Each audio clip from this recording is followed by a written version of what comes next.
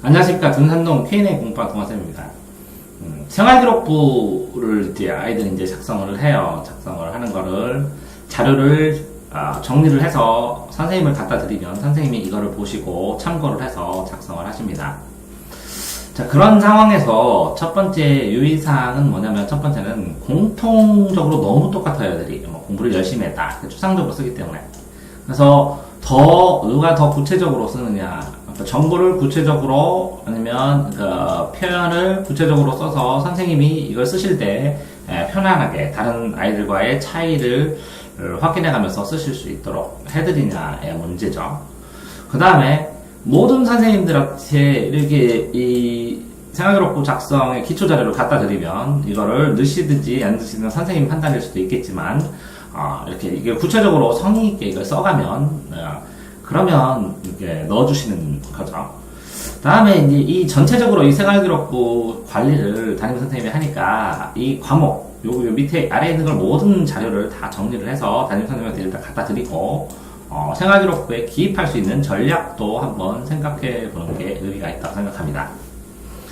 첫 번째로 이제 과목별은 모든 과목을 다 집어넣는 게 좋겠죠. 세부 특성인데, 학업 적성을 보고, 학문의 호기심을 보고, 그 공부를 해가면서, 학생의 그 학습 상태에 대한 방향성을 보는 거니까, 과목마다 제대로 써야 되고요. 창의적 체험활동은 창의적 창체 동아리가 있고요. 대회 참여가 있고요. 이런 거에서 리더십이나 갈등 관리나 이런 것들을 보니까, 그런 걸 중심으로 쓰면서 여기다 학문의 호기심뿐만 아니라 학문의 결과를 어떻게 정리를 하는가도 볼 수 있으니까, 이게 테마식으로 정리할 수 있으니까 좋죠. 동아리에서는 동아리 전체가 아니라 동아리에서의 내 역할, 갈등 관리나 이런 것들을 쓰기가 좋습니다. 그 다음에 봉사활동의 구체적인 사례에서는 배려나 인성을 볼 수가 있으니까요. 이런 거 전체 해서 여기에 쓸 거, 여기다 어디에 써야 되는지 모를 거는 전체적으로 기타 항목에서 전부 다 정리를 해서 담임 선생님한테 보여주면 몇 번에다 쓰라고, 어떻게 쓰라고 이렇게 말씀을 해주시겠죠. 그러면 인성뿐만 아니라 여러 가지 이 학생의 종합평가란을 쓸 때 필요하니까 이것도 하셔야 되고요. 독서도 여기다가는 예를 들어서 책 자체를 이 독서 가지고 그 제목만 쓴다고 하지만 여기다가 간단하게 이유를 정리를 해서 담임 선생님 전해드리면 여기에 있는 책을 보고 느끼는 이런 점을 뽑아다가 담임 선생님이 또 활용하든지 과목 선생님들이 활용을 할 수가 있으니까 이것까지 정리를 하셔야 됩니다. 그래서 이거 1번, 창체 2번, 봉아리 3번, 봉사 4번, 기타 5번, 독서 6번, 이거 담임 선생님용 해서 이렇게 전체로 A4 두세 장 정도, 한두 장 정도에다 정리를 해야 될 거라고 봅니다. 이렇게 써야 되는 생활기록부를 그럼 어떻게 지도하느냐. 단계별로 지정합니다. 한꺼번에 못 쓰니까. 그래서 레벨을 이렇게 한 5단계 정도 올린다고 친다면, 첫 번째는 학생한테 아까 말한 6가지를 과목별로 쓴 다음에 자기들 생각나는 걸 쓰라고 한 다음에 그걸 읽어보면서 질문을 해야 됩니다. 이렇게 바라보는 사람 입장에서. 그래서 본인이 스스로 질문을 해도 되죠. 그래서 문답을 해서 어떤 걸 더 써야 되는지 찾아서 이 레벨 2로 내용을 확정합니다. 근데 학생들이 이렇게 처음에 쓸 때는 한 두세 줄밖에 못 씁니다. 근데 추가로 질문하고 이거 어떻게 써? 이렇게 질문하면 이제 이 질문이 노하우겠죠. 가르치는 사람의. 근데 친구들한테도 또 구체적으로 자세히 알기 위해서 질문한다고 생각하면 친구들도 이 질문을 해줄 수가 있겠죠. 그러면 내용을 더 많이 쓰고 스스로 그 내용을 더 구체화시켜서 발표했을 때 대화 내용, 발표한 내용, 그 다음에 이런 걸로 칭찬을 받는 거, 과제, 학교 숙제를 어떻게 했는지, 특히, 수행평가 말고 과제도 있습니다. 과제, 학교 프린트 공부하는 방법, 아니면 수업 중에서 뭔가 질문에 대한 답변하는 방법, 이런 것들도 쓰고, 어쨌든 구체적인 사례 내용 중심으로 써야 됩니다. 거기다가 포함해서 수행평가를 시간을 들여서 했으니까 수행평가의 주제라든가 그걸 탐구한 이유라든가 수행평가한 내가 공부하는 핵심이라든가 아니면 대회 출전했을 때 이 대회에 출전한 주제라든가 이걸 연구한 이유라든가 이런 것들까지 융합을 해야 됩니다. 아깝잖아요. 이렇게 학교 생활 열심히 했는데 써먹지 못하면.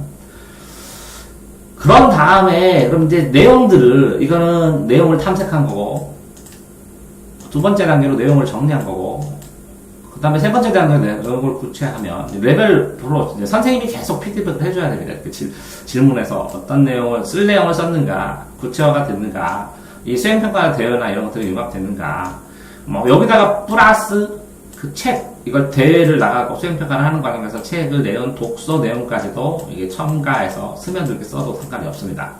이 책을 읽은 이유까지.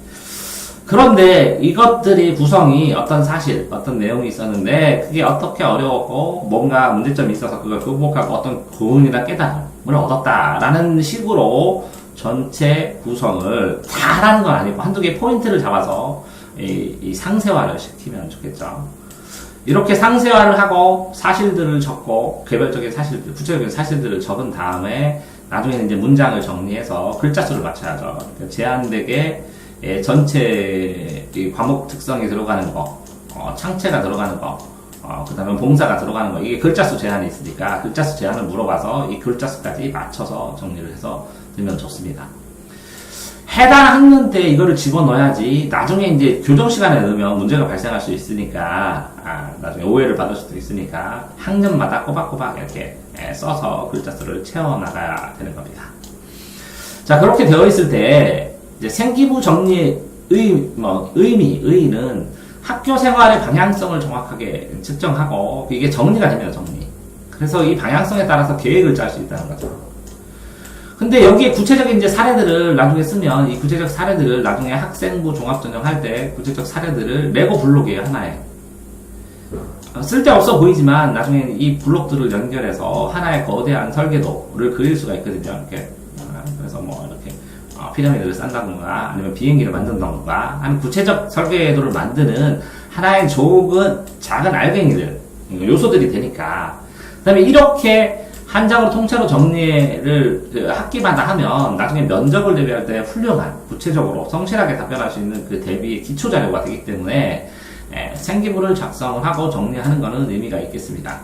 다만 이걸 너무 긴 시간이 아니라 집중해서 나머지 공부도 해야 되니까 집중해서 정리하고 최소한의 시간에 정리를 해나가고 뭐 도움을 받을 수 있으면 부모님 도움을 받든지 담임선생님 도움을 받든지 아니면 컨설팅 도움을 받든지 해서 최대한 본인이 정리할 수 있는 것들을 효과적으로 정리를 해놓는 게 좋습니다.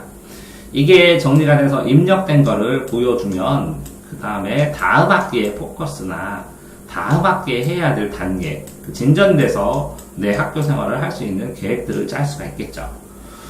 자, 그러니까 요는 이 단계입니다. 이렇게 단계. 자, 이 단계를 보시면 첫 번째는 학생이 무작위로 탐색하면서 쓰고 그거를 피드백해야 됩니다. 질문하면서 이거 없어. 그런 걸 통해서 내용을 좀 많이 확정 진 다음에 그거를 갖다 또 구체화 시켜야 됩니다. 하나하나 사례들을. 그 사례 중에서 특히 수행평가나 대회나 참가 이런 것들은 다 집어넣고 쓰기를 권하고요. 이런 것들을 이런 식으로 간단하게 모든 건 아니지만 포커스, 포인트를 잡아서 이 포인트를 잡는 것도 또 조언을 해줘야죠. 이게 융합시키는 방법도 독서 같은 거 융합시키는 것도 조언을 해주지만 이렇게 단계별로 부분적으로 상세화를 시켜서 만들어 놓고 그런 다음에 이것들을 글자 수 안에 최대한 넣어서 만들어야 되는데 뭐 처음부터 엄청 잘할 필요는 없습니다. 점점 향상돼도 좋으니까. 하지만 이것들이 담임선생님이나 선생님들이 넣는 거니까 어느 정도 완성도는 있어야 된다는 생각입니다. 자, 학생부 종합 기록에 대한 조언, 의미가 있다는 거죠. 학교 생활을 정리하고, 한 학기를 정리하고, 방향성을 설정해서, 그죠? 레고식으로 하나의 요소로 정리하고, 그걸 방향성을 설정해서 계획을 짤 수 있고, 추후에는 뭐라고요? 면접도 대비가 되니까, 1번. 정리하고, 레고처럼 정리하고, 방향성을 잡아서 계획을 잡고, 면접 대비도 나중에 되니까, 생기부 정리하는 게 의미가 있고, 지도를 해주실 때, 한 번 더 보여드리면, 이렇게 학생이 1단계로 써오면요, 1단계로 써오면, 학생들이 써오게 하면, 그거를 살펴보시고, 이런 거 없어? 하고 더 물어보시고, 그 다음에 다시 내용을 충분히 써오면, 구체적으로 사례들로 바꿀 수 있는 걸 다 바꿔보고, 그 굵직굵직한 수행평가나 대회들을 거기다 이제 녹여서 합쳐서 과목 안에다 쓸 수 있는지 보고, 대회 같은 경우는 창체에다 써도 되고, 수행평가 같은 경우에는 과목별로 쓰고요. 그런 다음에 이렇게 사실, 어려움, 극복, 교훈, 이런 자신의 생각들이 있는지, 이렇게 써줘야 선생님들이 이 구절 중에서 필요한 구절을 딱 뽑아서 특징을 잡아서 써주십니다. 그것들을 또 글자 수 안에 어느 정도 문장 정리해서 써야, 너무 길면, 요약하고 줄이기가 쉽지 않잖아요, 선생님들이. 이렇게 어느 정도 문장의 길이로 정리하는 겁니다. 탐색, 정리, 구체화, 상세화, 그다음에 완성.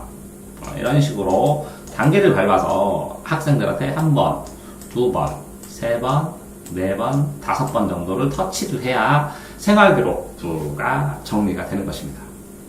지도를 하시거나 학생들 스스로 쓸 때는 한 번만 더 얘기해주면, 학생들 스스로 이걸 그러면 보고 혼자서 정리한다. 그럴 때는 어떻게 되냐면, 자기가 쓰고 친구한테 질문을 하세요. 그 다음에 그 내용을 정리한 다음에 구체화를 스스로 하고, 수행평가나 대회를 융합해서 써놓을 수 있으면 끼워 넣고, 그런 다음에 이 사실 어려움 극복 교훈에 입각해서 강조하고 싶은 것들을 조금 쓰세요. 글자 수가 좀 길어도. 그 다음에 최대한 필요 없는 것들을 지우고 나머지대로 정리해서 쓰시면 됩니다. 수고하셨습니다.